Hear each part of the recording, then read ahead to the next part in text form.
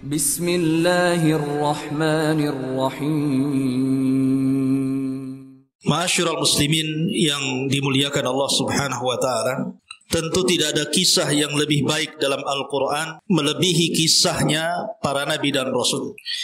Di dalam surah Yusuf, tepat pada ayat yang ketiga, Allah Subhanahu wa taala berfirman, "Nahnu naqussu 'alaika ahsanal qasasi bima auhayna ilaika hadzal Qur'an." Kami menceritakan kepadamu ya Muhammad kisah yang paling baik dengan mewahyukan Al-Qur'an kepadamu. Sebagian para ulama berselisih pendapat, dari sekian kisah para nabi dan rasul, mana kisah yang paling baik dari seluruh kisah para nabi dan Rasul di dalam Al-Quranul Karim. Ada yang mengatakan bahwa kisah terbaik dalam Al-Quran adalah kisahnya Nabiullah Adam alaihi salatu wassalam, karena memang Adam adalah bapa pertama manusia. Ada juga yang mengatakan bahwa kisah terbaik dalam Al-Quran adalah kisah Ibrahim, karena Ibrahim adalah bapaknya para nabi, di mana setelah diutusnya Ibrahim tidak ada para nabi dan Rasul kecuali dari keturunan Ibrahim. Ada yang mengatakan bahwa kisah terbaik dalam Al-Quran adalah kisahnya Nabi Musa. Alasannya karena hampir seluruh surat dalam Al-Quran secara umum ada petikan-petikan kisah Nabi Musa di dalamnya. Tetapi ada juga yang mengatakan bahwa kisah terbaik dalam Al-Quran, dan ini yang paling kuat wallahu alam, adalah kisahnya Nabi Yusuf alaihi salatu wassalam. Kenapa kisah Nabi Yusuf alaihi salatu wassalam dikatakan ahsanal qasasi, kisah terbaik dalam Al-Quran? Karena secara zahir ayat, dalam ayat ketiga dalam surah Yusuf, Allah mengatakan nahnu naqussu 'alaika ahsanal qasas. Kami akan mengkisahkan kepadamu ya Muhammad kisah terbaik dalam Al-Quran. Dan ini terdapat dalam surat Yusuf ayat ketiga. Karena kisah Nabi Yusuf ini unik. Pada awal kisah bercerita tentang mimpi, pertengahan kisah mimpi lagi, dan akhir kisah mimpi lagi. Jadi awal, tengah, akhir cerita mimpi. Dan tidak ada pada nabi-nabi yang lain. Walaupun ada beberapa kemiripan antara kisah Nabi Musa dengan kisah Nabi Yusuf alaihi salatu wassalam. Di antaranya adalah Nabi Musa alaihi salatu wassalam hidup di istana. Nabi Yusuf juga sama hidup di istana. Musa di istana Fir'aun, sementara Yusuf di istananya seorang pejabat tinggi Mesir namanya Al-Aziz. Kemudian yang kedua, Nabi Musa terpisah dengan ibunya, dan Nabi Yusuf alaihi salatu wassalam terpisah dengan siapa? Dengan bapaknya Yakub. Kemudian juga Nabi Musa alaihi salatu wassalam yang mengangkat anak siapa? Istrinya Fir'aun, Asyah bintu Muzahim. Satu di antara wanita terbaik dunia dari 4 wanita. Maryam bintu Imran, Khadijah bintu Khuwailid, Fatimah bintu Rasulullah sallallahu alaihi wasallam, kemudian Asyah bintu Muzahim, ibu angkatnya Nabi Musa. Lah Nabi Yusuf juga sama. Diambil oleh siapa? Oleh Zulaikha, istri daripada Al-Aziz, pejabat tinggi Mesir. Jadi kerajaan Mesir itu di bawah raja ada gubernur-gubernur. Pemimpin gubernur itu namanya Al-Aziz. Jadi Al-Aziz itu di bawah Raja Mesir. Pemimpin tertinggi setelah Raja Mesir itu Al-Aziz. Lah yang meminta agar Yusuf dibeli ketika dijual oleh para pedagang adalah istrinya Zulaikha. Jadi ada kemiripan. Tetapi walaupun demikian ada perbedaan. Ada yang diunggulkan dalam satu kisah dan tidak dikisahkan di tempat lain. Tetapi secara zahir ayat, dalam ayat ketiga dalam surah Yusuf, maka Allah mengatakan bahwa surah Yusuf atau kisah Nabi Yusuf adalah ahsanal qasas, kisah terbaik dalam Al-Quran. Ini yang kita akan kisahkan. Ikhwatu fiddin muliakan Allah Subhanahu wa taala. Kita tahu bahwa hajat kita sebagai manusia kepada diutusnya para nabi dan rasul itu sangat besar. Karena tanpa mereka para nabi dan rasul, mungkin kisah sudah tersesat jauh. Karena Allah Subhanahu wa taala tidak pernah menciptakan makhluk itu sia-sia. Manusia tidak pernah diciptakan begitu saja, habis diciptakan dibiarkan gitu. Enggak. Tapi Allah Subhanahu wa taala utus kepada mereka para nabi dan rasul. Lah, para nabi dan rasul ada yang kita kenal nama-namanya, dan itu dicantumkan dalam Al-Quran. Jumlahnya berapa? 25 nabi dan rasul. 15 ataupun 18 nama nabi-nabi dan rasul itu tertera dalam surah Al-An'am, dan 7-nya tertera di beberapa surat dalam Al-Quran. Jadi jumlahnya 25. nabi dan rasul. Semua disebut secara nama. Tapi bukan berarti nabi berjumlah 25 nabi dan rasul. Tidak. Nabi itu banyak. Makanya Allah Subhanahu wa taala mengatakan wa minhum, dan di antara mereka ada yang kami kisahkan, tetapi di antara mereka juga ada yang kami tidak kisahkan. Makanya ketika Abu Dzar, seorang sahabat Rasul, bertanya kepada Nabi SAW, kam adadul anbiya, berapa jumlah para nabi? Maka Nabi SAW menyebutkan jumlah para nabi 120.000, tetapi jumlah Rasul hanya 315. Artinya banyak Rasul yang diutus itu. Para nabi yang diutus itu banyak. Cuman yang kita kenal hanya 25 nabi dan Rasul. Dan ini wajib kita imani. Satu saja kita beriman kepada seorang kufur dengan seorang Rasul, maka sama kita mengkufuri semua para Rasul. Makanya Allah mengatakan dalam Al-Quran, la nufarriku baina ahadin mir rusuli. Kita dilarang untuk membeda-bedakan para nabi dan Rasul. Ma'asyiral muslimin yang dimuliakan Allah Azza wa Jalla. Lah, di dalam 25 nabi dan Rasul itu ada Rasul-Rasul pilihan yang disebut dengan ulul azmi minar rusul. Dan ulul azmi itu dimulai daripada siapa? Nabi Nuh alaihi salatu wassalam, kemudian Ibrahim alaihi salatu wassalam, kemudian Nabi Musa alaihi salatu wassalam, kemudian Nabi Isa alaihi salatu wassalam, dan yang terakhir ditutup oleh kenabian Nabi kita Muhammad sallallahu alaihi wasallam. Itulah ulul azmi. Lah, yang pertama Rasul diutus siapa? Nabi Nuh. Nuh adalah Rasul pertama. Karena sebelumnya belum ada Rasul. Nabi Adam bukan Rasul, dia Nabi. Kemudian setelah Adam ada Syith. Dia bukan Rasul, dia Nabi. Setelah Syith ada namanya Idris. Dia bukan Rasul, dia Nabi. Rasul pertama barulah Nuh alaihi salatu wassalam. Itulah Rasul pertama. Lah, setelah Nuh alaihi salatu wassalam kemudian diutus kepada kaum yang tersebar kesyirikan pertama di permukaan bumi ini. Kemudian kaumnya dibinasakan kecuali Nuh dan orang-orang yang di perahunya. Maka kemudian setelah Nuh meninggal, dibangkitkan sebuah kaum yang disebut dengan Ad. Diutus kepada mereka siapa? Nabi Hud. Setelah Hud, kemudian bangkitlah sebuah kaum namanya Samud. Diutus kepada mereka siapa? Nabi Saleh. Setelah itu tidak dijelaskan apakah Allah mengutus para nabi dan rasul setelah mereka ataukah tidak. Sampai diutusnya siapa? Nabi Ibrahim alaihi salatu wassalam. Lah, Ibrahim inilah yang disebut dengan Abul Anbiya, bapaknya para nabi. Karena Allah takdirkan setelah Ibrahim diutus alaihi salatu wassalam, tidak ada nabi dan rasul kecuali keturunan Ibrahim. Lah, Ibrahim inilah kemudian punya anak yang melahirkan para nabi. Pertama Ismail, dari keturunannya tidak ada jadi nabi kecuali Nabi kita Muhammad sallallahu alaihi wasallam. Kemudian yang kedua Nabi Ishak. Lah, Nabi Ishak ini barulah kemudian lahir dari Ishak siapa? Yakub, yang disebut dengan Israel, yang nanti keturunan Nabi Yakub disebut Bani Israel. Lah, Yakub ini keturunannya banyak melahirkan para nabi. Dia memiliki putra 12 dari berapa? Dari 4 istri. Nabi Yakub ini dari 4 istrinya lahir 12 putra-putranya. Salah satunya Nabi Yusuf yang kita akan ceritakan. Kemudian Binyamin. Lah, dari keturunan Lawa, salah satu putra Nabi Yakub itu banyak ribuan para nabi lahir. Para nabi lahir luar biasa.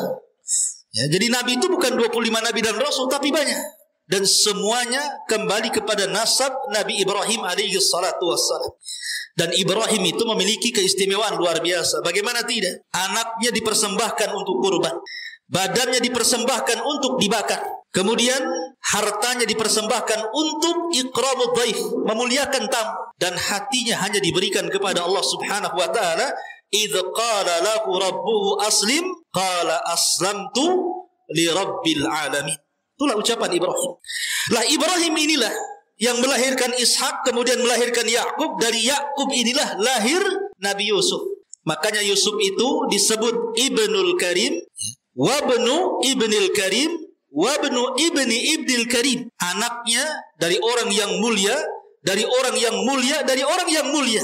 Kenapa? Karena seluruh keturunannya para nabi. Dia Nabi Yusuf alaihi salatu wassalam, bapaknya Nabi Yakub alaihi salatu wassalam, kakeknya Nabi Ishak alaihi salatu wassalam, kakek keempatnya Ibrahim. Semua para nabi. Makanya surat Yusuf ini, ikhwan, asbab nuzulnya kenapa sampai diturunkan? Karena surat Yusuf ini termasuk surat yang awal-awal turun. Jadi ada seseorang datang ke Mekah.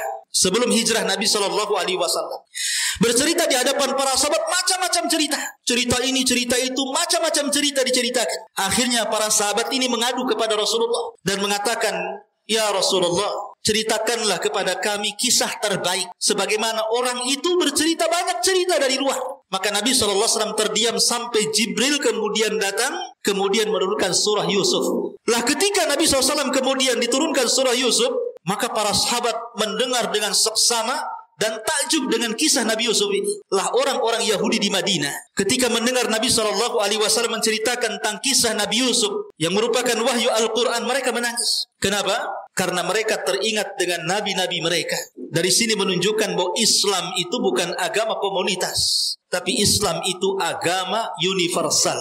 Artinya menyeluruh, bukan hanya untuk orang Arab, tapi untuk seluruh manusia. Inna arsalnaka illa rahmatan lil alamin. Ma'asyiral muslimin yang dimuliakan Allah Azza wa Jalla. Taib. Untuk supaya tidak memperpanjang waktu, kita akan masuk pada kisah Nabi Yusuf alaihi salatu wassalam. Bagaimana kisahnya? Kisah Nabi Yusuf ini, ikhwan, lengkap diceritakan dalam Al-Quran. Sangat menakjubkan, karena hampir semua sisi diceritakan dalam kisah ini. Banyak pelajaran, khususnya antum para santri. Ma'asyiral muslimin yang dimuliakan Allah Azza wa Jalla. Kisah Nabi Yusuf ini dimulai dengan mimpi. Saya katakan dari awal tadi, dimulai dengan mimpi, pertengahannya mimpi, dan akhirnya juga mimpi. Ketika Nabi Yusuf alaihi salatu wassalam di usia 10 tahun. Nabi Yusuf alaihi salatu wassalam bermimpi, dan mimpinya diceritakan kepada bapaknya. Coba yang mau mushaf para akhwat, di dalam surah Yusuf ayat yang keempat, Allah katakan, idh qala Yusuf li abi ya abati inni ra'aitu ahada asyara kawkaban wasyamsa wal qamara ra'aituhum li sajidin. Ingatlah ketika Yusuf berkata kepada ayahnya Yakub, wahai ayah, sesungguhnya aku bermimpi melihat 11 bintang, matahari dan bulan. Kulihat semua mereka sujud kepada aku. Ikhwatu fiddin, tentu yang dimaksud sujud di sini bukan sujud ibadah, karena tidak boleh sujud ibadah kecuali diberikan kepada Allah. Yang dimaksud sujud di sini sujud ta'zim, penghormatan. Sama ketika Nabi Adam alaihi salatu wassalam di hadapan para malaikat, Allah katakan usjudu li Adam fasajadu illa iblis. Sujudlah kepada Adam, maka seluruh malaikat sujud kepada Adam kecuali iblis. Ini bukan sujud ibadah kayak antum sholat sujud, bukan, tapi sujud penghormatan. Seperti umpamanya kalau tentara hormatkan, diletakkan ini, itu namanya hormat. Lah budayanya mereka seperti itu hormatnya dengan cara sujud. Jadi bukan sujud ibadah, karena tidak boleh sujud ibadah kecuali kepada Allah. Kalau sujud ibadah diberikan kepada selain Allah, terjerumus kepada kesyirikan, dosa besar. Tidak boleh. Lah sama di sini maksudnya adalah makhluk-makhluk seperti bintang, matahari dan bulan yang ditengok Yusuf alaihi salatu wasallam dalam mimpinya mereka sujud, maksudnya sujud penghormatan. Lah Nabi Yakub alaihi salatu wasallam paham ini bukan mimpi biasa, ini mimpi luar biasa. Di mana karena Yakub seorang nabi, turun wahyu kepada dia, dia tahu bahwa Yusuf ini kelak akan menjadi nabi. Makanya Nabi Yakub kemudian menasihati Yusuf, sebelum terjadi apa-apa dengan kamu, maka jangan ceritakan mimpi ini. Makanya Allah katakan, ya bunai la taqsus ru'yaka ala ikhwatika fayaqidu laka kaidan inna syaitana lil insani aduwwun mubin. Wahai anak, jangan kau ceritakan mimpimu ini kepada saudara-saudaramu itu, karena mereka akan membuat makar untukmu. Karena syaitan itu adalah musuh yang nyata bagi manusia. Jadi Nabi Yakub sudah memperingatkan Yusuf, jangan cerita mimpi ini. Kalau cerita sampai cerita kedengaran kepada saudaranya, timbul hasad. Ini bisa masalah. Jadi dari sini ikhwan fillah yakuni Allah Subhanahu wa taala, banyak pelajaran dari dua ayat ini. Pertama, khusus bagi antum ya para santri. Di sini Allah Subhanahu wa taala ajarkan bagaimana akhlak dan adab. Lihat seorang bapa berakhlak kepada anak dan anak berakhlak kepada bapa. Nabi Yakub tahu nama Yusuf, tapi dia tidak memanggil namanya. Hei Yusuf, tidak, tapi memanggil dengan kata-kata ya bunai, wahai anakku. Begitu juga Nabi Yusuf tahu nama bapaknya Yakub, tapi tidak menyebut wahai bapak Yakub, tidak, tapi dengan mengatakan ya abati, wahai bapak. Inilah yang diajarkan Ibrahim alaihi salatu wassalam. Ibrahim tahu bapaknya kafir, Azar itu kafir. Bukan hanya kafir, dia pemahat patung, dia penjual patung, mengajak orang menyembah patung. Tapi Ibrahim ketika berdialog dengan bapaknya, dia tidak pernah mengatakan ya Azar. Dia mengatakan ya abati, wahai ayahku, wahai ayahku. Ini adab ikhwan. Tidak boleh seseorang memanggil nama, ya, Ini adab anak kepada bapak dan bapak kepada anak. Begitu juga seorang santri kepada gurunya. Antum sudah tahu mungkin nama ustadznya Ustadz Soleh, Ustadz Maulana, Ustadz Iqbal, Ustadz macam-macam sudah tahu namanya. Tapi jangan kemudian disebut nama ya Ustadz. Nah, seperti itu. Ya. Wahai guruku. Itu adab namanya. Walaupun hanya berbincang-bincang, mungkin ustadznya tidak ada. Bincang-bincang sama kawan gitu. Payah itu Pak Soleh itu. Nggak boleh begitu. Ya. Tapi, waduh, gimana ustadz ini? Ustadz siapa? Ustadz Soleh. Begitu. Ya. Itu adab namanya. Antum jangan kemudian sekesal apapun seorang santri kepada gurunya tetap ada adab dalam penyebutan itu. Makanya kenapa para ulama itu apabila menyebutkan dalam kitab-kitab mereka karya-karya para ulama yang sudah wafat, selalu mereka akan memberikan di ujung namanya kata-kata rahimahullahu ta'ala. Semoga Allah merahmatinya. Apabila dia masih hidup, maka akan diberikan doa di ujung namanya hafizahullahu ta'ala. Semoga Allah menjaganya. Itu adab namanya. Kita berdoa kepada orang yang berjasa, kepada orang tua, kepada guru. Begitulah yang diajarkan para nabi kepada kita. Makanya di sini kita lihat dalam surah Luqman. Luqman ketika menasihati anaknya, ya bunai la tusyrik billah. Dia tidak menyebut namanya wahai Luqman, tidak. Karena ini bentuk adab, bentuk akhlak maksudnya. Kemudian yang kedua, pelajaran yang kedua, di sini Nabi Yakub kemudian mengatakan kepada Nabi Yusuf alaihi salatu wassalam, apabila antum semuanya diberikan sebuah kabar gembira, kenikmatan dari Allah Subhanahu wa taala. Memang Allah mengatakan fa bi ni'mati rabbika fahaddits. Dengan nikmat Allah ceritakan nikmat itu. Tetapi bukan berarti semua nikmat harus diceritakan. Kalau seandainya memunculkan orang-orang yang hasad. Makanya di sini Allah mengatakan, hai anakku, jangan ceritakan mimpimu, ini mimpi baik. Sebab itu nanti akan menjadikan saudara-saudaramu membuat makar kepadamu. Kalimat kaidun makar. Tentu makar yang paling besar tidak ada makar melebihi makar Allah. Allah lah zat yang paling tinggi makarnya. Nah setelah itu kemudian makar yang paling bahaya adalah makar yang ditimbulkan orang hasad. Makanya kenapa dalam surah yang pendek Qul a'udzu birabbin nas, Qul a'udzu birabbil falaq, di ujung ayat mengatakan min syarri hasidin idza hasad. Karena makarnya orang hasad itu bahaya. Ustaz, apakah ada sesama santri saling hasad? Banyak. Hasad gara-gara makanan, rebutan makanan kan itu. Gara-gara makanan musuhan. Hasad karena kecerdasan. Kalau hasadnya baik gak apa-apa. Ya Allah, saya ingin si Anu pintar sekali ya Allah gitu, gak apa-apa. Tapi kalau hasadnya menghilangkan kenikmatan orang, itulah yang kita disuruh berlindung kepada Allah Subhanahu wa taala min syarri hasidin idza hasad. Baik, kemudian setelah Nabi Yusuf alaihi salatu wassalam bermimpi, diceritakan mimpinya kepada ayahnya dan ayahnya wanti-wanti, jangan ceritakan kepada saudaramu ya. Nanti saudaramu akan membuat makar. Kita tahu bahwa Nabi Yakub ini ikhwan memiliki berapa istri tadi? Saya katakan empat istri. Lah di antara salah satu dari 4 istri itu ada namanya Rahil. Nama istri Yakub itu ada namanya Rahil. Rahil inilah ibu daripada Nabi Yusuf dan Binyamin. Jadi Nabi Yusuf dan Binyamin itu satu kandung dari ibu yang sama dan bapak yang sama. Adapun saudara-saudaranya lain bapak, lain ibu satu bapak. Lah ketika ibu Rahil ini melahirkan adiknya Nabi Yusuf namanya Binyamin, meninggal dia. Akhirnya Nabi Yusuf dan Binyamin ini tidak punya ibu, hanya punya bapak Nabi Yakub alaihi salatu wassalam.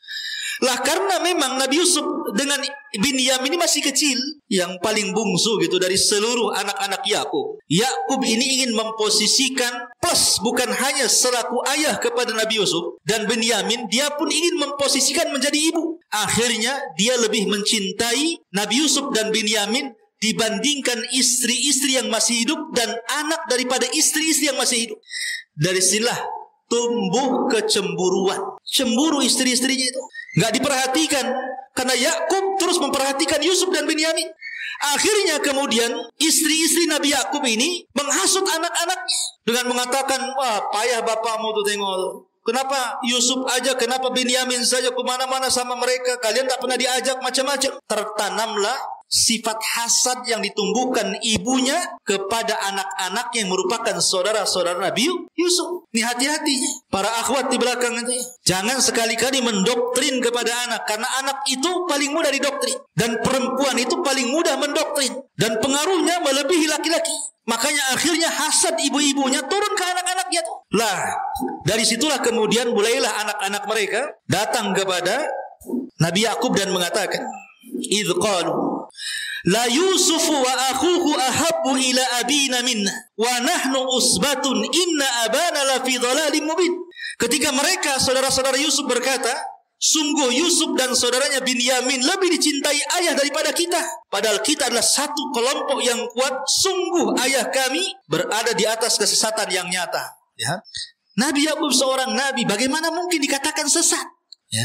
Bagaimana mungkin seorang anak mengatakan sesat bapaknya? Padahal Yakub itu nabi, disesat-sesatkan sama anak-anaknya. Karena yang menjadikan orang itu berkata kotor itu hasad yang tertanam. Dan hasad itu penyakit syaitan, ya. Penyakit yang pertama kali di langit adalah hasad. Hasadnya iblis kepada Adam. Dan penyakit yang pertama kali muncul di bumi hasad juga. Hasadnya Qabil kepada Habil. Makanya hasad itu penyakit iblis, ya. Makanya kenapa Nabi Yakub sudah mewanti-wanti kepada Yusuf, jangan ceritakan mimpimu. Dan di ujung ayat mengatakan karena musuh yang nyatalah syaitan. Setan menguasai saudara-saudara Yusuf sampai berani lancang kepada bapaknya dan mengatakan, inna abana la fi dhalalim mubin. Oh, bapakku ini sesat, katanya. Berani mengatakan sesat karena hasad, ya. Ma'asyiral muslimin yang dimuliakan Allah Azza wa Jalla. Lihat bahaya hasad di sini. Bahaya hasad iblis kepada Adam apa? Menjadikan Adam terusir dari surga, kan? Menjadikan iblis dilaknat sampai kiamat. Kemudian hasadnya Qabil kepada Habil mengakibatkan apa? Pembunuhan Habil di tangan Qabil. Dan itu pembunuhan pertama di permukaan bumi. Adapun hasad saudara-saudara Yusuf kepada Yusuf, lihat. Allah sebutkan dalam Al-Quran surah Yusuf ayat ke-9. Uqtulu Yusuf awit rahuhu ardan yakhlu lakum wajhu abikum wa takunu min ba'dihi qauman salihin. Bunuhlah Yusuf, satu, atau buanglah dia ke sebuah tempat agar perhatian ayah tertumpah kepadamu. Atau yang ketiga, setelah itu kamu menjadi orang-orang yang baik. Jadi pertama suruh dibunuh, yang kedua suruh dibuang, yang ketiga apa? Ada yang berakal di antara anak-anak Yakub ini. Qala qailun minhum la taqtulu Yusuf. Janganlah bunuh Yusuf. Wa alquhu fi ghayabatil jub. Kita masukkan aja ke sumur. Yaltaqithu ba'dus sayyarati in kuntum fa'ilin. Biar nanti ada orang-orang musafir datang, mudah-mudahan diambil mereka, kemudian dibawa mereka pergi. Lihat, akibat hasad, pertama ide pembunuhan. Bunuh saja Yusuf itu.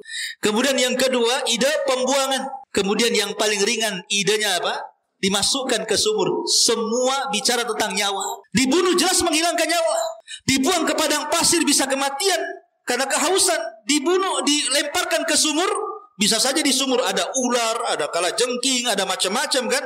Makanya Allah mengatakan ghayabatil jub.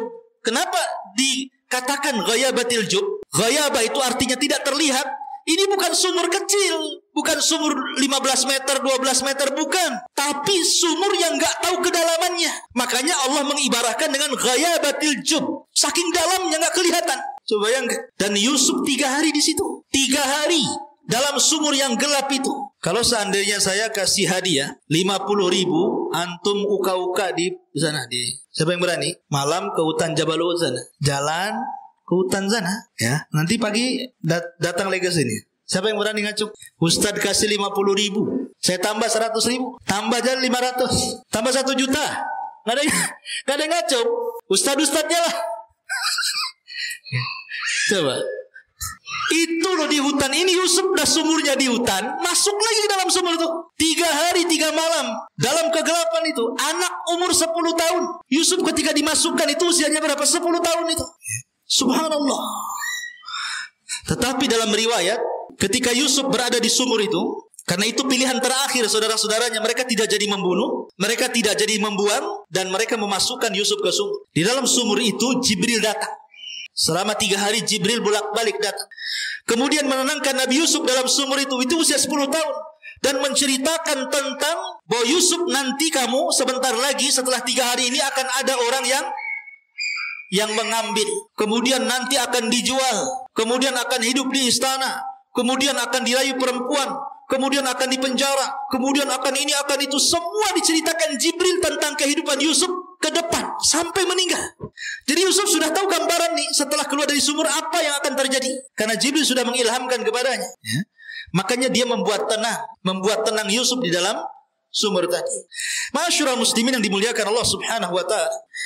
Allah Subhanahu wa taala mengatakan kisah tentang bagaimana Yusuf dimasukkan ke dalam sumur. Qalu ya abana ma laka la ta'manna ala Yusuf wa inna lahu lanasihun. Ini saudara-saudaranya itu sebenarnya karena hasadnya yang tinggi kepada Yusuf, sebenarnya berusaha untuk memisahkan Yusuf dengan bapaknya, tetapi tidak berhasil. Jadi maunya itu Yusuf diambil, dibuang gitu kan, dibunuh, pokoknya mereka membuat makar setiap hari, tapi tidak berhasil. Sampai akhirnya datang kepada bapaknya. Dan mereka mengatakan, wahai ayah kami, mengapa engkau tidak mempercayai kami? Kalimat, kenapa kau tidak mempercayai kami? Maksudnya, dari sini kata para ulama tafsir, mereka sudah berusaha berkali-kali tapi tidak berhasil. Makanya mereka meyakinkan bapaknya. Bahasa kita apa? Masa nggak percaya dengan kami? Kasihlah Nabi Yusuf itu main-main bersama kami. Wa inna lahu lanasihun. Apa kata mereka? Sungguh kami semua menginginkan kebaikan. Lihat, sama persis seperti iblis. Ketika iblis masuk ke dalam surga, dia berusaha untuk membujuk Nabi Adam, memberikan was-was. Fawaswasa lahum asyaitan. Was-was, diberikan was-was setan agar Adam itu memakan buah larangan itu. Tapi tidak berhasil. Sampai akhirnya iblis bersumpah. Wa qasamahuma inni lakuma laminan nasihin. Maka iblis pun bersumpah di hadapan Adam dan Hawa bahwa dia mendatangi mereka hanya menginginkan kebaikan. Ya.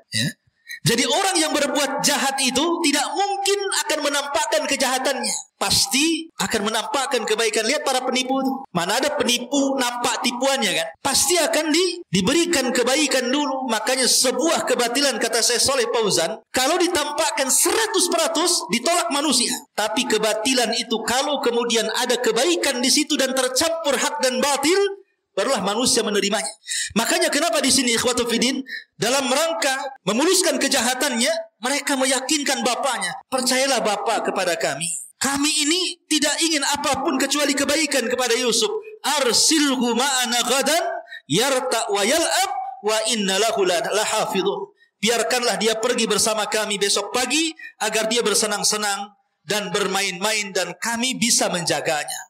Jadi diyakinkan bapaknya sampai akhirnya bapaknya luluh. Mulailah kemudian mereka membawa Nabi Yusuf alaihi salatu wassalam bermain-main. Lah ketika itulah mereka merencanakan. Dari ketika itu mereka berangkat 11 orang. Karena Benyamin masih kecil tidak diajak. Lah yang 10 orang ini membuat makar di tengah padang pasir. Bagaimana mencelakakan Nabi Yusuf alaihi salatu wassalam. Dan ketika itu saya katakan Yusuf alaihi salatu wassalam berusia berapa? 10 tahun. Sebagian mereka mengatakan bunuh saja. Sebagian mereka mengatakan kita letakkan di padang pasir biar dia kehausan mati. Dan sebagian yang berakal di antara mereka mengatakan biar kita masukkan Yusuf ke sumur biar ada para musafir dan mengambilnya entah berantah dan yang penting dia tidak hidup bersama kami. Artinya di sini akhirnya sepakat seluruh saudara-saudaranya mengambil yang paling ringan. Di sini ada sebuah kaidah usul fikih, akhaffu dhararaini, mengambil yang paling kecil madaratnya. Jadi mereka tidak membunuh, mereka tidak melempar ke padang pasir, tapi mereka mengambil yang paling ringan madaratnya yang memungkinkan Yusuf itu bukan hanya ada kemungkinan mati tapi juga ada kemungkinan hidup. Dan begitulah kaidah usul fikih. Jadi kalau ada dua perkara, yang satu madarat, yang satu madarat, maka ambillah yang paling kecil madaratnya. Harus seperti itu. Contohnya apa? Contohnya kita dihadapkan dengan 3 perkara. 1 perempuan, 2 khamar, 3 pisau. Kemudian antum dipaksa kamu berzina dengan wanita itu. Kalau tidak, kami bunuh. Kalau engkau enggak mau, minumlah khamar. Ini kan semua madarat, ikhwan. Berzina dosa besar, minum khamar dosa besar, membunuh juga dosa besar. Tapi antum dipaksa melakukan salah satu dari 3 perkara ini. Kita memilih yang mana? Semua dosa besar. Membunuh tidak mungkin, berzina tidak mungkin, minum khamar juga tidak mungkin. Maka yang paling ringan apa? Yang paling ringan apa? Novel, yang paling ringan apa? Membunuh? Apa? Nggak tahu. Minum khamar? Bukan. Kalau minum khamar Anda mabuk ini hilang, nanti memperkosa, dibunuh dia. Makin berat. Makanya khamar itu disebut umul khaba'is. Rajanya keburukan itu khamar. Karena kalau sudah mabuk itu bisa macam-macam. Membunuh, menghilangkan nyawa. Ya berzina kan begitu. Walaupun mengingkari. Itu yang paling ringan. Tetapi kalau bisa dihindarkan, 3-tiganya kita hindarkan. Tapi dalam kaidah kalau nyawa kita terancam, kecuali harus melakukan 3 perkara, ambillah yang paling ringan dari 3 perkara itu. Begitulah kaidah para ulama. Ma'asyiral muslimin yang dimuliakan Allah Azza wa Jalla. Baik, kita kembali kepada kisah. Lah setelah kemudian Nabi Yusuf alaihi salatu wassalam betul-betul dimasukkan ke dalam sumur. Dan 3 hari Nabi Yusuf di dalam sumur itu. Kemudian datang Jibril alaihi salatu wassalam. Kemudian diceritakan kisahnya sampai kelak Yusuf meninggal. Dan membuat kemudian Nabi Yusuf kemudian tenang. Disitulah setelah 3 hari datanglah para qafilah, para musafir yang dagang dari Palestina menuju Mesir. Karena ketika itu mereka tinggal di Palestina. Lah ketika kemudian mereka mencari-cari sumur karena kehabisan air, dimasukkanlah kemudian dalwun itu. Lah Yusuf sudah diberitahu sama Jibril, nanti sebentar lagi setelah 3 hari pasti akan ada tambang dengan timba. Kamu ambil saja tambang itu. Makanya kemudian ketika tiba-tiba datang tambang langsung diambil. Kemudian dia dinaikkan ke atas. Maka takjublah para musafir itu, kok bisa ngambil air dapat manusia. Kayak orang mancing, ya kan? Nggak dapat ikan, dapat celana dalam, ya kan? Kan ada itu yang salah sasar itu, ya kan? Jadi ini orang mancing itu, orang mengambil air, ternyata setelah berat disangka air sampai di atas kemudian manusia. Dan Nabi Yusuf alaihi salatu wassalam ikhwan adalah orang yang paling tampan. Sebagian ulama mengatakan bahwa Yusuf alaihi salatu wassalam itu diberikan separuh ketampanan Nabi Allah Adam alaihi salatu wassalam. Separuh ketampanan Nabi Adam itu diberikan kepada Yusuf. Adam itu tampan, ya. Dan Adam itu bukan kera, bukan monyet, sebagaimana teori Darwin. Tahu teori Darwin? Asal muasal manusia itu dari kera, awalnya bungkuk, kemudian lahir lagi mulai tegak, jadilah antum. Jadi antum menurut teori Darwin itu berasal dari monyet hutan, ya. Kita katakan teori ini bertentangan. Adam itu loh nabi yang paling ganteng. Separuh kegantengan Adam diberikan kepada Yusuf. Kita semua turunan Adam. Gak apa-apa Darwin saya keturunan kera, biar dia monyet, ya. Tapi kita bukan bangsa kera, kita bangsa manusia. Lah Yusuf diberikan separuh ketampanan Adam. Makanya ketika melihat anak kecil tampan gitu ya, senang tuh. Kemudian mereka mulai mengambilnya. Kemudian dibawalah mereka, perjalanan rupanya mereka mengarah ke Mesir. Sesampainya mereka ke Mesir, maka kemudian mereka pun menjual Nabi Yusuf alaihi salatu wassalam. Subhanallah. Allah subhanahu wa ta'ala mempertemukan Nabi Yusuf dengan pembeli yang akan mengangkat derajatnya. Ada seorang pejabat namanya Al-Aziz. Pejabat itu namanya Al-Aziz. Saya katakan tadi kerajaan Mesir itu dia dipimpin oleh seorang raja. Di bawahnya para gubernur. Lah para gubernur ini ada pimpinan gubernur. Lah pimpinan gubernur itu disebut Al-Aziz. Ada namanya Al-Aziz. Jadi dia posisinya di bawah raja. Dan Allah takdirkan dia tidak punya anak sama sekali. Akhirnya kemudian dia ingin memuliakan istrinya Zulaikha. Dengan cara apa? Mencari dan membeli budak-budak anak-anak. Maka berjalanlah Al-Aziz dengan Zulaikha ini ke pasar jual beli budak. Lah tiba-tiba dilihatnya ada anak kecil, tampan nih, pokoknya putih, mancung luar biasa. Di sini langsung tertarik Zulaikha dan mengatakan kepada Al-Aziz, belilah anak itu supaya kita bisa mengangkat anak atau nanti suatu ketika bermanfaat untuk kita. Akhirnya dibelilah, subhanallah, dengan harga yang murah, darahima ma'dudah. Dalam Al-Quran seperti itu. Seandainya diberikan saja tanpa kemudian diberikan uang pun tidak ada masalah, tapi tetap dibeli oleh Imra'atu Aziz tadi. Akhirnya kemudian Yusuf pun dibeli, dibawalah ke istana. Istana megah, bayangkan. Ini wakil raja. Tentu rumahnya bukan rumah biasa, rumah istana. Makanannya juga bukan makanan biasa, makanan mewah. Pakaiannya juga indah-indah, kasurnya juga empuk-empuk, dayang-dayangnya dan begitu seterusnya. Lihat bagaimana Allah katakan dalam Al-Quran, asa an takrahu syai'an wa huwa khairul lak. Terkadang apa yang Anda anggap buruk itu rupanya kebaikan di hadapan Allah. Belum tentu yang kita anggap buruk itu buruk bagi kita. Bahkan itu sebuah kebaikan. Nabi Yusuf dihasadi oleh saudara-saudaranya, kemudian dibuang ke sumur, dibawa oleh para kafilah, dijual lagi. Tapi Allah katakan wa asa an takrahu syai'an wa huwa khairul lak. Jadi antum kalau sekarang mondok di Jabal Uhud ini memang enggak enak. Kalau antum di rumah kan kasur enak, sebagiannya main game, ya, keluar trek-trekan, pulang enggak dilarang orang tua, makan semakannya. Enak di rumah kan. Masuk pesantren kayak penjara. Jendelanya aja kayak penjara kan. Ya.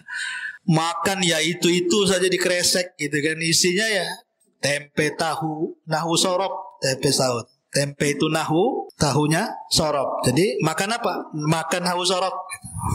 Tempe tahu tiap hari gitu.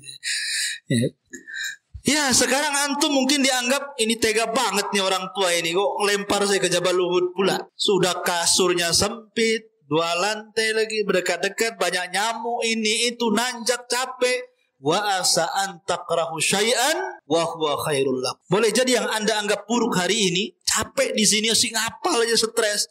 Nanti antum merasakan setelah antum keluar dari sini, dapat ilmu. Allah katakan dalam Al-Quran bahwa orang-orang yang akan diangkat derajatnya adalah yarfa'illahu alladhina amanu minkum walladhina utul ilma darajat. Abu Hurairah, orang miskin Abu Hurairah itu, makanya disebut ashabus sufa, miskin. Dia hidup di tenda di samping Masjid Nabawi. Kadang 3 hari nggak makan sampai dia pingsan. Tapi dia sabar bermulazamah ngaji sama Nabi. Akhirnya dia cerdas dan Allah berikan anugerah hafalan yang luar biasa yang tidak pernah lupa, dan dia menjadi salah satu dari sahabat yang al-mukthiruna fil hadisi Rasulillah. Sahabat yang paling banyak meriwayatkan hadis Nabi sampai kepada kita. Siapa yang tidak kenal Abu Hurairah? Setelah kemudian Rasul meninggal, dia diangkat jadi gubernur, hartanya banyak, namanya melambung. Sampai dia meninggal pun disebut-sebut namanya, an Abi Hurairah radhiyallahu an Abi Hurairah radhiyallahu an. Siapapun yang membaca hadis Nabi dalam bab apa saja ada Abu Hurairah di situ. Dalam bab air ada Abu Hurairah di situ disebut. Dalam bab tayamum, dalam bab wudu, dalam bab salat, dalam bab zakat, dalam bab apa saja Abu Hurairah ada di situ. Meriwayatkan hadis Nabi SAW. Wa asa an takrahu syai'an wa huwa khairul lakum. Terkadang yang antum anggap buruk hari ini nanti akan jadi sebuah kebaikan di akhirnya. Jadi sabar dalam menimba ilmu itu perlu kesabaran. Kita kembali. Kemudian Nabi Yusuf alaihi salatu wasalam hidup di istana Al-Aziz. Barulah dia merasakan hidup yang sangat enak, makan enak, tidur enak, macam-macam. Diberikan pendidikan sampai akhirnya Yusuf pun tumbuh dewasa, hidup selama 10 tahun bersama keluarga Aziz dengan Zulaikha itu. Jadi ketika masuk umur 10 tahun, kemudian hidup di istana Al-Aziz 10 tahun, sekarang Yusuf usianya menginjak 20 tahun. Sudah ganteng, sudah anak muda. Rupanya Zulaikha. Apa ini? Setelah Yusuf kemudian makin dewasa, tidak sebagaimana kecintaan Zulaikha ketika Yusuf masih kecil. Kecintaan seorang ibu kepada anak. Tapi setelah dia dewasa, karena bukan anak kandung, tapi seorang budak yang dirawat menjadi anak angkat, tumbuh rasa cinta seperti seorang anak muda kepada seorang gadis. Atau sebaliknya, malah dia suka, mau selingkuh bahasanya ya. Lah Nabi Yusuf alaihi salatu wassalam ketika itu berusaha untuk menolak. Berkali-kali Zulaikha itu merayu Yusuf, tapi Yusuf pemuda yang afif, menjaga dirinya. Nabi SAW bersabda, sab'atun yudhilluhumullahu fi dhillihi yawma la dhilla illa dhilluh. Ada 7 golongan yang akan mendapatkan naungan arsy Allah di hari yang tidak ada naungan kecuali naungan Allah. Salah satunya apa? Rajulun da'athu imra'atu dhata jamalin. Seorang laki-laki yang ditawarkan wanita yang cantik, penuh dengan karisma, kemudian mengajak berzina, tapi laki-laki mengatakan inni akhafullah, saya takut kepada Allah. Dia hindari perzinahan. Begitulah anak-anak muda yang menjaga diri. Yusuf ini seorang musafir, jauh dari keluarganya. Biasanya kan seorang musafir, kalau kita lihat di Batam ini kan banyak para perantau. Ada yang dari Jawa, ada yang dari Sumatera, Kalimantan, macam-macam, satu Indonesia tumblak di Batam. Seorang yang merantau itu biasanya lebih berani karena jauh dari keluarga. Dia harus mengadu nasib. Makanya kalau para perantau itu jadi jahat-jahat sekali, kalau jadi baik-baik sekali. Kenapa dia bisa berbuat jahat? Karena jauh dari orang tua, jauh dari kampungnya. Kalau dia berbuat jahat, orang kampung tidak tahu, orang tuanya tidak tahu. Artinya Yusuf ini kalau diajak berzina dengan wanita istri pejabat yang sangat cantik Zulaikha ini, memungkinkan karena dia seorang musafir, jauh dari keluarga, orang nggak tahu siapa dia di situ. Tapi Yusuf dianugerahi oleh Allah Subhanahu wa taala jiwa yang afif, yang menjaga diri. Makanya ketika Zulaikha itu mengundang Yusuf ke kamarnya, kemudian berusaha, kemudian oleh Zulaikha dikunci seluruh pintu dan jendela. Bayangkan, tidak ada satupun jendela dan pintu kecuali dikunci. Kemudian Zulaikha membuka bajunya dan menawarkan diri. Tapi Yusuf mengatakan, ma'adallah, aku berlindung kepada Allah. Kalau bukan karena burhan dari Allah, tentu aku akan terjerumus kepada perbuatan yang sangat dahsyat fitnahnya ini. Ikhwan, ada yang mengatakan Nabi Yusuf alaihi salatu wassalam ketika itu melihat patung. Jadi ada patung di rumah Zulaikha itu, karena ketika itu orang Mesir menyembah patung. Lah patung itu tersingkap dari tutupnya. Jadi ada penutup, kemudian tersingkap penutupnya. Dia malu. Sebenarnya Yusuf itu secara naluri laki-laki, dia pengen juga. Siapa yang tidak pengen? Dihadapkan kepada wanita yang sangat cantik, nalurinya itu pengen. Makanya Allah mengatakan, wa hammat bihi wa hammat biha. Artinya wanita itu pengen Yusuf, Yusuf pun sebenarnya dalam hatinya kepengen. Tapi ketika dia melihat patung itu, Yusuf malu. Padahal itu Tuhannya orang Mesir. Kalau dia malu kepada patung itu saja, maka dia lebih malu kepada Allah Subhanahu wa ta'ala. Dari situlah kemudian dia lari menghindar Zulaikha, kemudian dia lari kepada pintu. Sampai di pintu, rupanya Zulaikha menarik pakaiannya, sobek dari belakang. Ketika sobek, Allah takdirkan suaminya datang. Jadi ketika ditarik dari belakang itu, prek gitu ya. Rupanya suaminya datang. Persis ketika pengambilan baju kemudian sobek dari belakang. Bayangkan ikhwan, kamar itu tidak ada yang memiliki kunci kecuali suami istri. Ya, jadi ketika Zulaikha menarik baju kemudian sobek dari belakang, suaminya membuka pintu. Kagetlah suaminya. Lah ketika kaget, heboh. Maka Zulaikha berusaha kemudian menuduh Nabi Yusuf bahwa dia yang merayu dirinya. Lah ketika itu ada seorang jariyah pembantunya. Dia bawa anak kecil belum balik, usia di bawah 10 tahun. Tiba-tiba anak kecil ini berbicara dan mengatakan kepada Al-Aziz, lihat robekannya. Kalau seandainya robekannya dari depan, maka Yusuf pendusta dan wanita itu benar. Tapi kalau sobekannya dari belakang, maka wanita itu dusta, Yusuflah yang benar. Tuh anak kecil tuh bisa ngomong begitu. Ya. Maka dilihat rupanya robekan dari belakang. Maka tahu di sini yang salah siapa? Imra'atu Aziz. Tapi karena suaminya masih sayang dengan Imra'atu Aziz ini, dengan istrinya, maka dia hanya mengatakan kepada Yusuf, wahai Yusuf, asrif anni, inna kaidahunna azim. Yusuf, pergi kamu cepat. Ya. Sesungguhnya tipu daya mereka para wanita itu besar. Makanya rusaknya para ulama Bani Israel itu karena perempuan. Itu pula yang kemudian Nabi SAW mengatakan, inna asyadda fitnati Bani Israel minan nisa. Maka kemudian Yusuf pun pergi. Rupanya cerita di dalam kamar ini menyebar kepada ibu-ibu pejabat. Kalau di polisi kebayangkarinya lah ya. Ibu-ibu bayangkari. Ya, pejabat-pejabatnya itu kan mesti kan ada komunitasnya tuh kan. Kalau ibu-ibu pejabat kan ada komunitasnya. Ya, kalau ibu-ibu di desa juga adalah komunitas tukang gibah, tukang rumpi itu kan ya, di kubu-kubu tuh. Mesti orang kaya ya komunitasnya orang kaya. Lah, mereka punya komunitas, ibu ini, Zulaikha ini punya komunitas antara emak-emak tuh. Ada yang mengatakan jumlahnya 40 wanita. Membicarakan tentang Zulaikha. Oh, Zulaikha ini wanita enggak bener rupanya. Masa budaknya sedih mau digauli, macam-macam ceritanya. Tapi Zulaikha ini perempuan yang cerdas. Ketika kemudian dia dibully, bahasa kita ya, nasib baik waktu itu belum ada handphone. Coba ada handphone di waktu itu, mungkin udah disebar itu di WhatsApp, di Google, di YouTube ya. Tapi zaman itu kan tidak tersebar. Hanya tersebar di ibu-ibu pejabat saja. Akhirnya mereka menggunjing Zulaikha, direndahkan Zulaikha ini. Zulaikha cerdas. Oh, dia tidak tahu siapa Yusuf. Akhirnya Zulaikha pun mengundang mereka di rumahnya, disediakan macam-macam buah-buahan, disediakan pisau yang tajam-tajam untuk mengupas buah-buahan itu. Diundang tuh 40 istri-istri pejabat itu supaya makan di rumahnya. Wah, disediakan. Datang istri-istri pejabat itu, masing-masing pegang buah dan pisau. Mereka tidak tahu apa ini maksud undangan ini.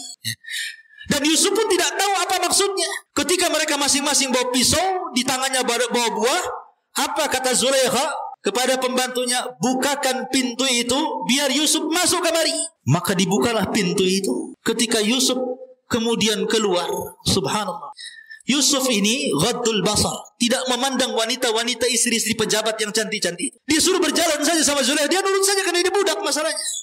Kalau enggak, maka akan dihukum. Maka ketika kemudian para wanita itu melihat Nabi Yusuf alaihi salatu wassalam, maka mereka pun kemudian mengatakan falamma ra'ainahu akbarnah wa qatta'na aydiyahun. Ketika mereka melihat Nabi Yusuf, akbarna itu maksudnya takjub. Takjub itu maksudnya Nabi Yusuf berjalan, tetapi matanya tidak pernah melihat mereka. Dia hanya nunduk saja. Beda dengan antum. Kalau ke mall itu yang dipandang yang aneh-aneh. Betul-betul ghaddul basar. Makanya mereka mengatakan akbarna wa qatta'na aydiyahun. Kalimat qatta'na kalau dipotong, ini pisau umpamanya.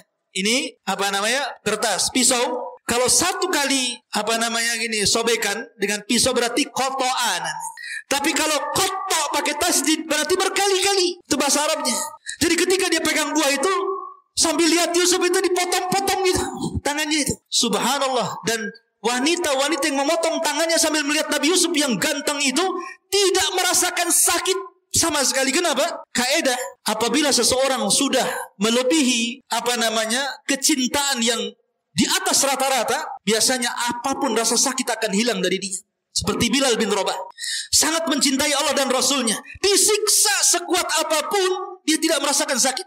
Dia hanya mengatakan ahadul ahad, ahadul ahad. Begitulah wanita itu. Ya, melihat, tidak pernah melihat laki-laki ganteng yang paling ganteng. Bagaimana tidak? Yusuf diberikan separuh ketampanan Nabi Adam. Maka mereka mengatakan ma hadza basyarun in hadza illa malakun karim. Oh, ini bukan orang, ini malaikat katanya. Sampai mereka mengatakan seperti itu. Saking gantengnya nggak terasa memotong-motong tangannya sendiri. Lah disitulah kemudian baru Zulaikha tersenyum kepada mereka. Maka Zulaikha pun kemudian mulailah memaksa Yusuf agar melayani dirinya. Kalau tidak, saya akan penjarakan kamu. Tapi Yusuf tetap mengatakan as-sijnu ahabbu ilai. Penjara lebih aku cintai daripada melakukan perzinahan.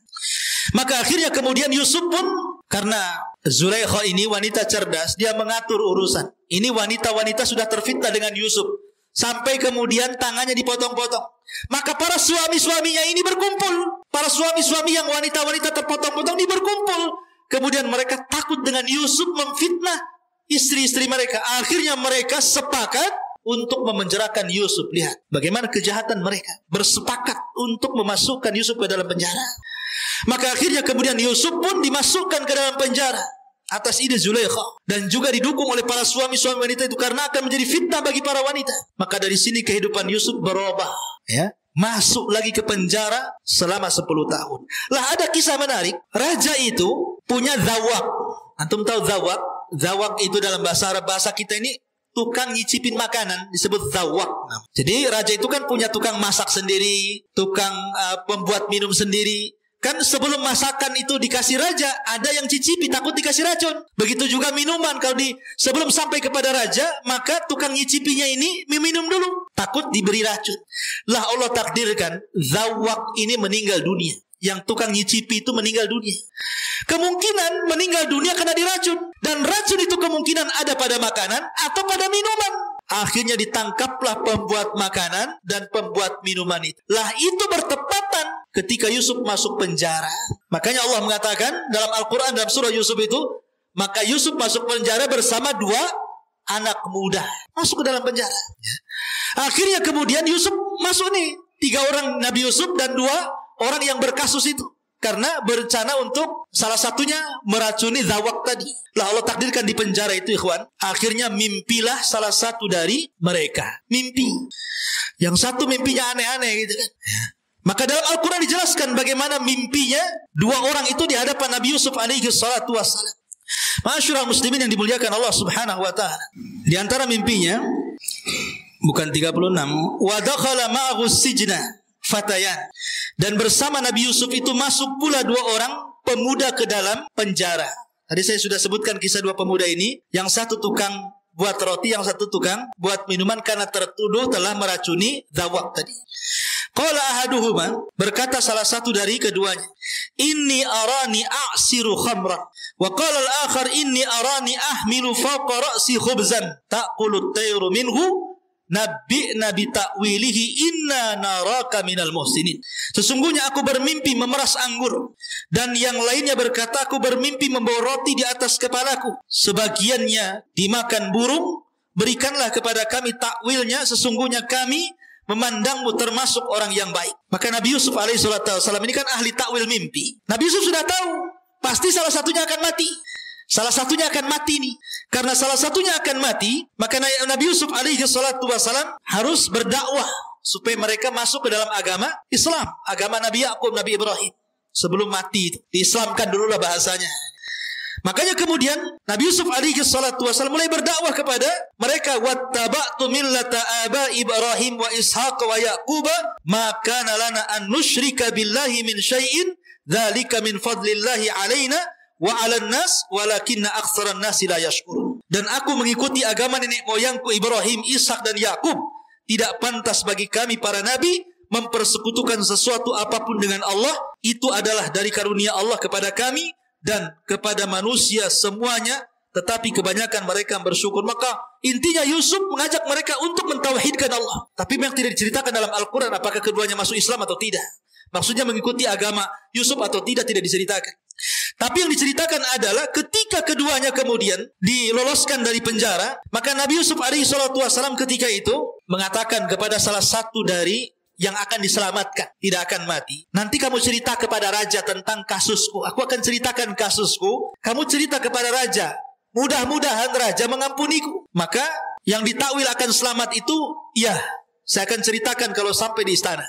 Akhirnya keduanya dipanggil. Setelah kasusnya kemudian disidangkan dan terbukti rupanya salah satu yang berikan racun, lah rupanya yang meracuni zawak yang suka mencicipi makanan raja itu siapa? Tukang pembuat roti.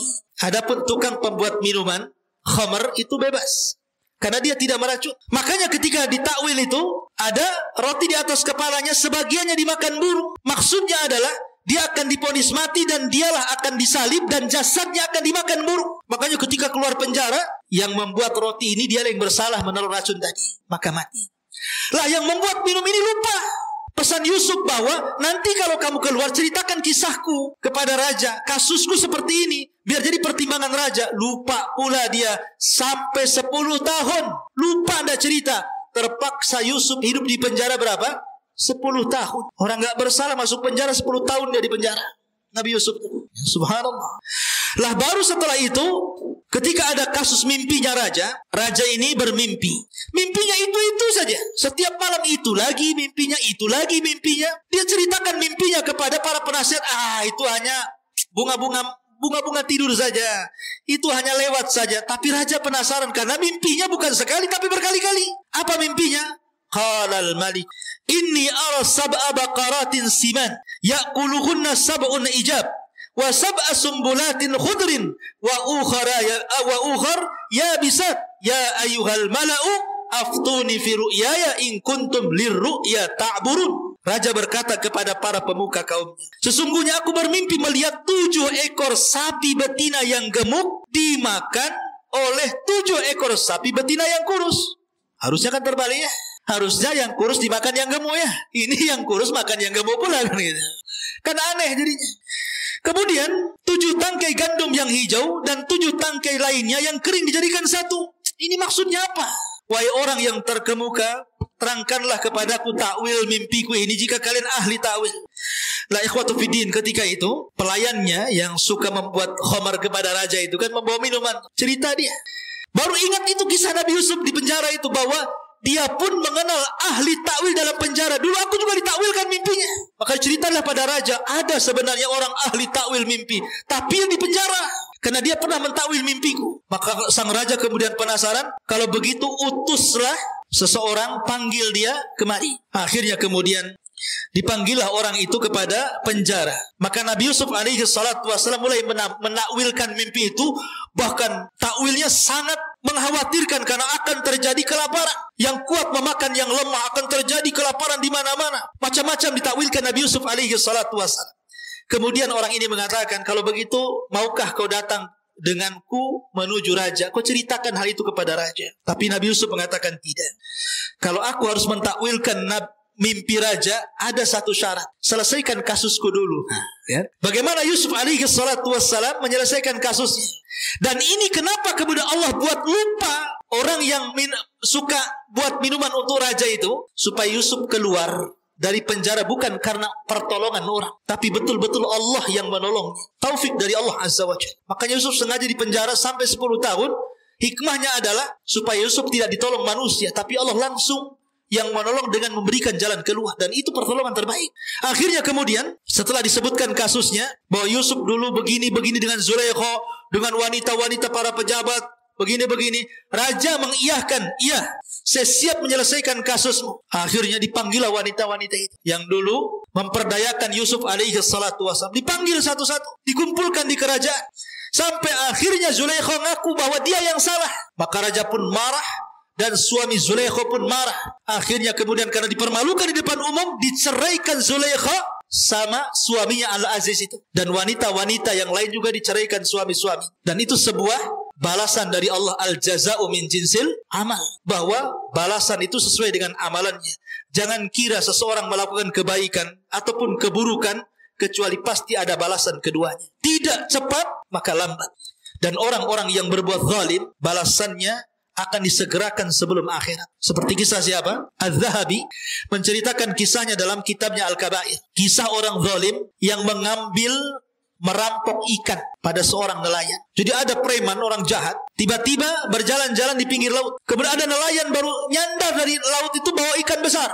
Kemudian dipaksa serahkan ikan itu atau kubunuh. Terpaksa karena ketakutan, nelayan itu diserahkan kepada orang zalim ini. Oh, dengan semangatnya orang zalim ini membawa ikan tadi tanpa kerja keras. Rupanya Allah takdirkan ikan itu hidup sesaat menggigit jarinya.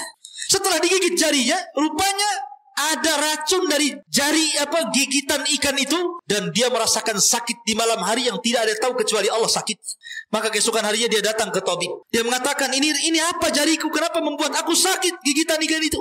Kata dokter, itu ada racun yang sudah merambah sampai di pergelangan tanganmu. Kalau tidak diamputasi, maka racun itu akan merambah sampai ke sikut. Paksa diamputasi. Besoknya nyolong, setelah itu diamputasi. Lihat.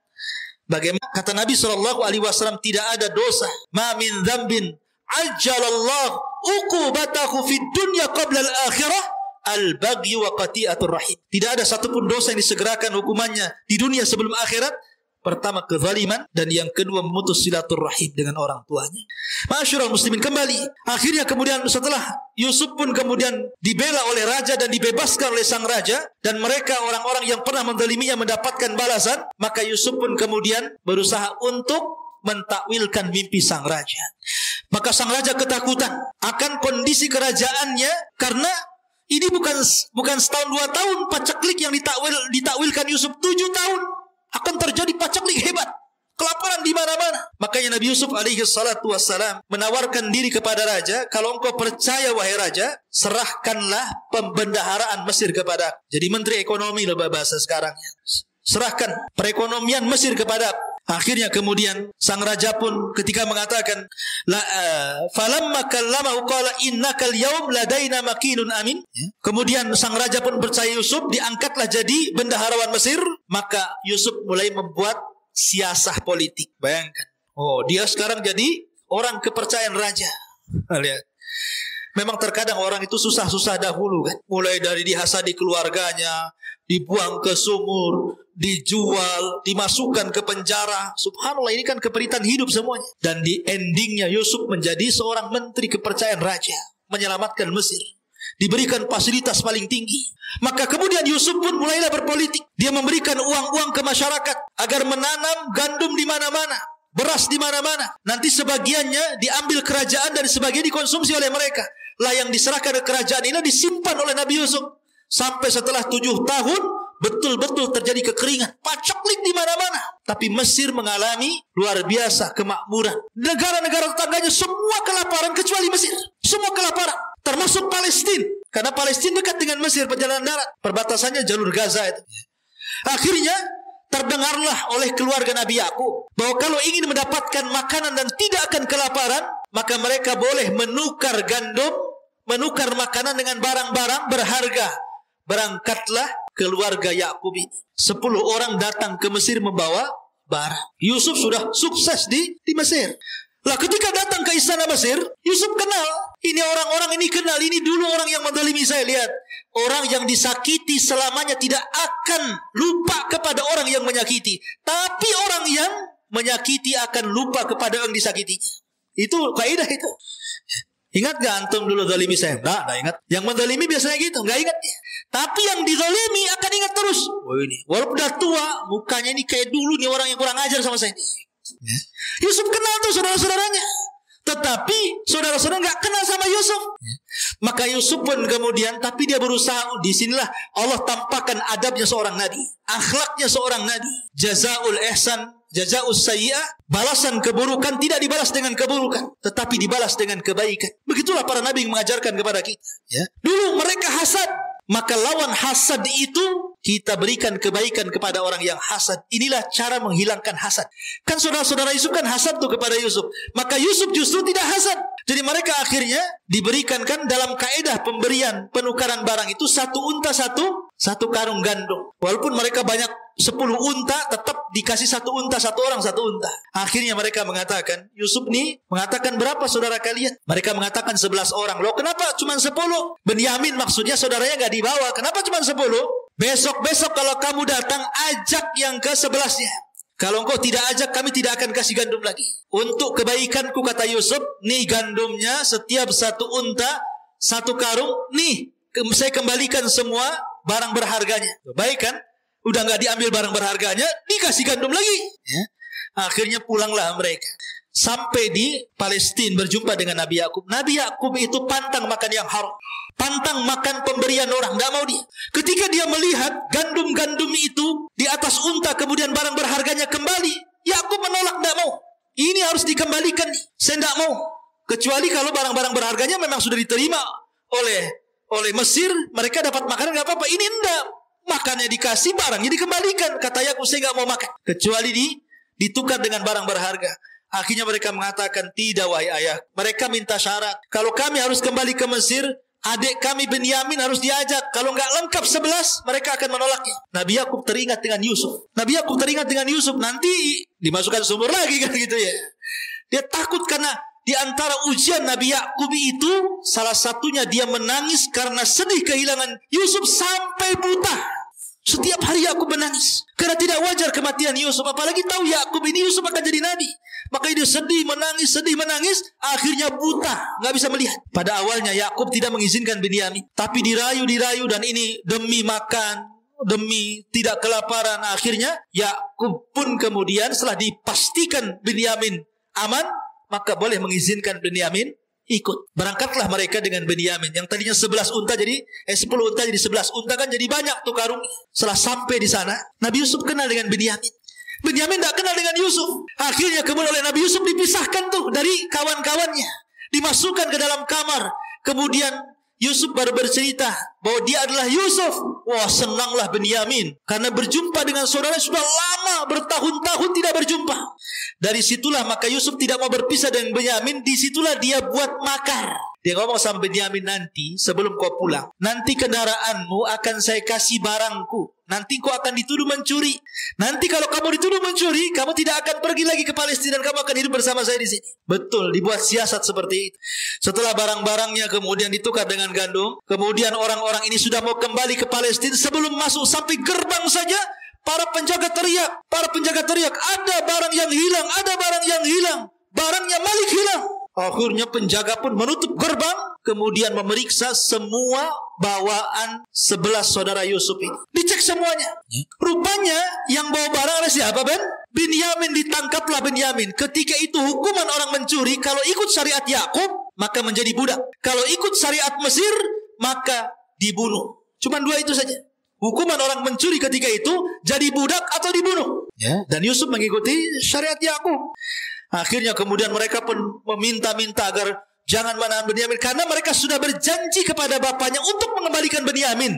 Karena kan Nabi Yusuf bersiasat supaya mereka tahu bagaimana susahnya Nabi Yusuf dulu. Akhirnya terpaksa salah satu yang berakal dengan mereka mengatakan, ya sudahlah, berangkatlah kalian ke Palestina, yang 9 orang itu. Maka salah satu saudara Yusuf kemudian dengan Benyamin ditinggal di Mesir. Bilanglah sama bapakmu, sama bapak kita Yakub itu bahwa telah terjadi begini-begini. Ceritakan aja sejujurnya bahwa Benyamin begini. Berangkatlah mereka.